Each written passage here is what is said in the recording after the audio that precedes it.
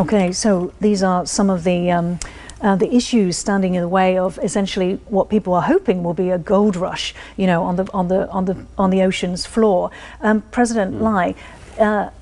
In December 2023, a group of 31 Republican lawmakers wrote a letter to U.S. Defense Secretary Lloyd Austin to consider deep-sea mining as a new vector of competition with China under the Pentagon's mandate to make national defense supply chains more resilient. The Pentagon has been working on a report assessing the United States' domestic processing ability for the deep-sea mining modules. We talked about how there is the extraction side, but there's also processing.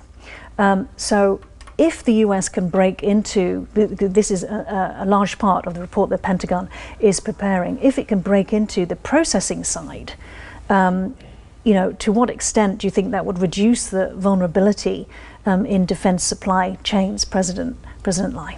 Yeah, definitely. That will. I do not have the number, but I believe that if the United States is able to break into processing, and that definitely will help alleviate the kind of domination China has in the rare earths, and also that will help the U.S. tremendously in its competition with China.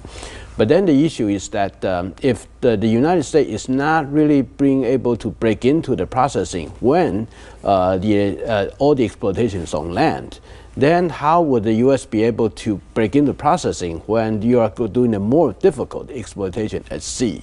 And we do not know whether the processing by taking those minerals from the sea will be the same as the processing when you take those minerals from the land.